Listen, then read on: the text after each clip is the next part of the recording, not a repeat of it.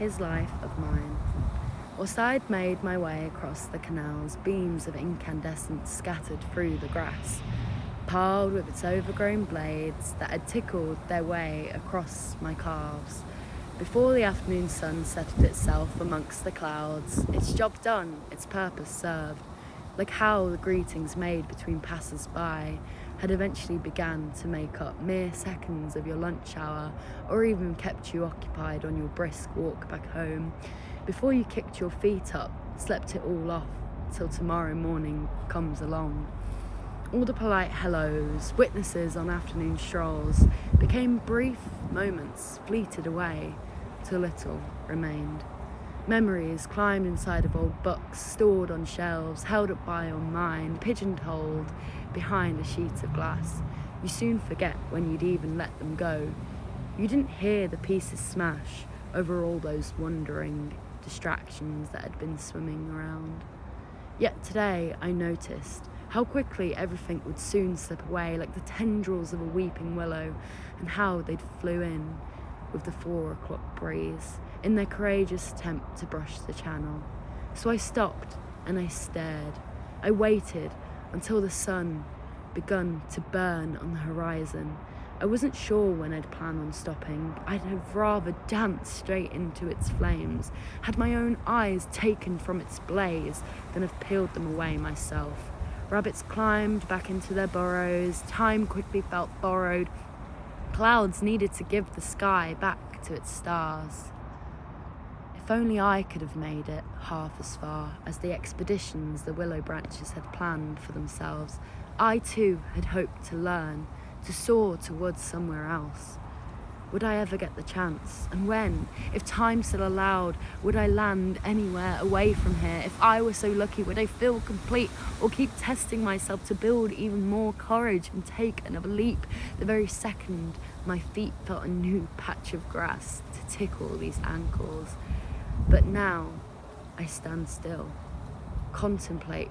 Somehow, if I were to possess the bravery of that tree's fruitful hands, maybe even just a quarter, then the same safety that old freckled bark had felt for many years gone by would soon warm my chest. Its oxygen would fill my lungs as hair cascaded down an outstretched neck, readying itself for impact.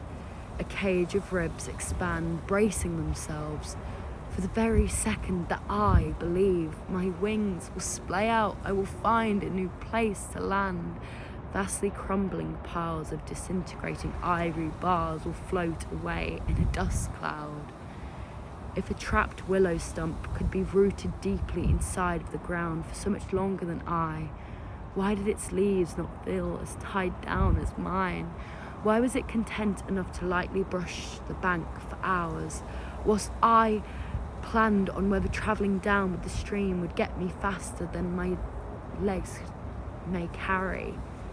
Perhaps other people had already fulfilled their plans, decided which archways they'd like to walk down, ordered their soft ivory silks by now, but surely my lucky escape was the better reality than the shelter that had been previously provided. Was trapped inside the darkness of his embrace. I'd been wrapped up inside, kept in from the storm outside like a warm open fire, welcoming. But I guess the waves I'd been treading had silenced me. I couldn't scream whilst desperately trying to survive, and I guess my eyes had shut to protect me from the bullets of rain shooting down like spires. Once I'd felt my arms begin to climb around, I'd ceased with the search for safety, found home inside of him, and the chaos happening inside of his mind became ours. Again, I let his lips brush with mine, convincing my mouth tastes sweeter than whatever dirtiness may lie beside me. A swamp of lies. I could even convince myself I quite like the clouds of grey that surround, believe it to be somewhat familiar, almost mine. That silver haze led me to meet his smile somehow. Though I'd wandered far from home, I'd find it again inside his hollow tomb of a heart, and had failed to spot the smoke in his eyes. Soon enough, I'd engulfed fresh puffs of grey, I'd realise all too late, in the act of taking my icy hands in from cold gusts of wind.